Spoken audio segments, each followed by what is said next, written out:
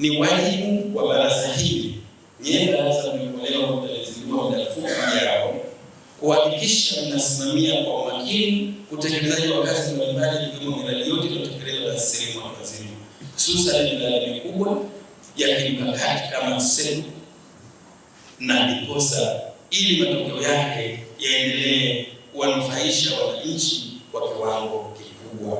Fedha zinazotolewa na serikali ya awamu ya sita chini ya uongozi wa Mheshimiwa Daktari Samia Suluhu Hassan, Rais wa Jamhuri ya Muungano wa Tanzania, zinatumika kwa kuzingatia malengo kwa uwazi, weledi na kwa tija ili kuendeleza imani ya wananchi kwa serikali yao. Ni muhimu ama ni jukumu lenu kuhakikisha miradi ya ujenzi na ukarabati wa miundombinu ya elimu inakamilika kwa wakati na kwa viwango vinavyokubalika.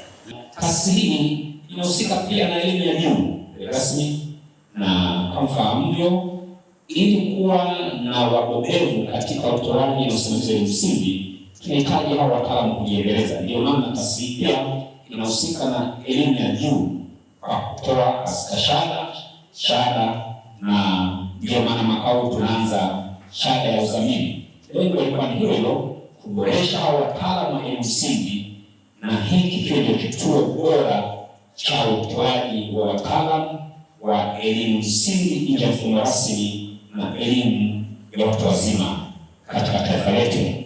Katika uwakilishi wa wafanyakazi, wanalenga kusimamia haki na maslahi.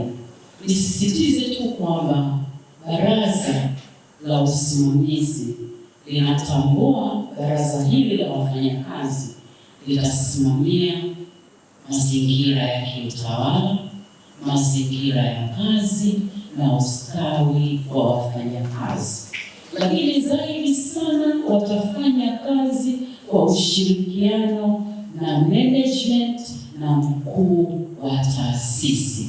Maana yake watazingatia kanuni na taratibu.